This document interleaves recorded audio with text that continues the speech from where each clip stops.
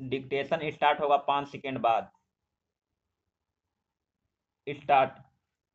माननीय उपसभा अध्यक्ष जी, स्कूल कॉलेजों से हमारे जो छात्र निकलते हैं और तकनीकी संस्थाओं से जो छात्र निकलते हैं उनसे बेकारों की फौज ही बढ़ती है।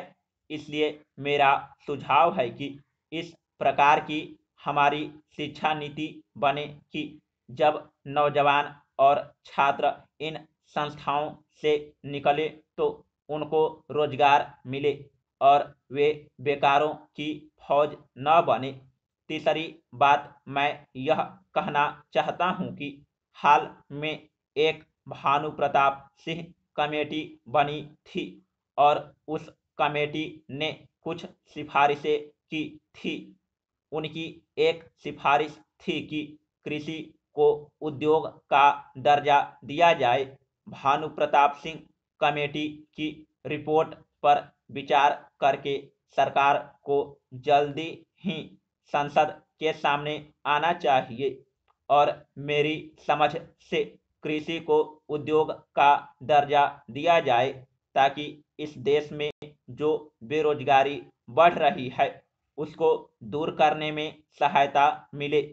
मेरा चौथा सुझाव यह है कि हमारे देश में जो लघु उद्योग हैं, कुटीर उद्योग हैं, हथकरघा उद्योग हैं, जिनमें गरीब और गांव के लोग लगे हुए हैं, उनकी तरफ ध्यान दिया जाए और उनको बढ़ावा दिया जाए। अभी स्थिति यह है कि गांवों में लोगों को रोजगार नहीं मिलता है और इसलिए गांवों से शहरों की तरफ पलायन भी हो रहा है और शहरों में झुग्गी झोपड़ियां बढ़ रही है। इसलिए मेरा सुझाव है कि इन उद्योग में जो लोग लगे हुए हैं उनको सहायता देनी चाहिए और उनको इस प्रकार से सहायता दी जानी चाहिए कि इन उद्योग में वृद्धि हो ताकि ये लोग रोजी रोटी कमा सके और अपने परिवार का भरण पोषण कर सके। बहुत दिनों से यह मांग चल रही है कि जो काम का अधिकार है इसको मौलिक अधिकार में जोड़ा जाए। Paragraph change. हमारे संविधान में जो directive principle of state policy है उसके अनुच्छेद 41 में इसकी जरूर व्यवस्था है, लेकिन इसको संविधान के मौलिक अधिकार में नहीं जोड़ा गया है।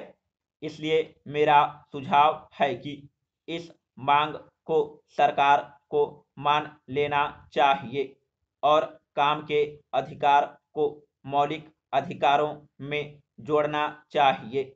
श्रीमान, इस संबंध में जो बात माननीय सदस्य जी ने अपनी विधेयक में प्रस्तुत की है हो सकता है कि उससे सरकार सहमत न हो, लेकिन उनका जो विधेयक है उसमें दिए प्रावधानों को लेकर सरकार को अपनी नीति स्पष्ट करनी चाहिए।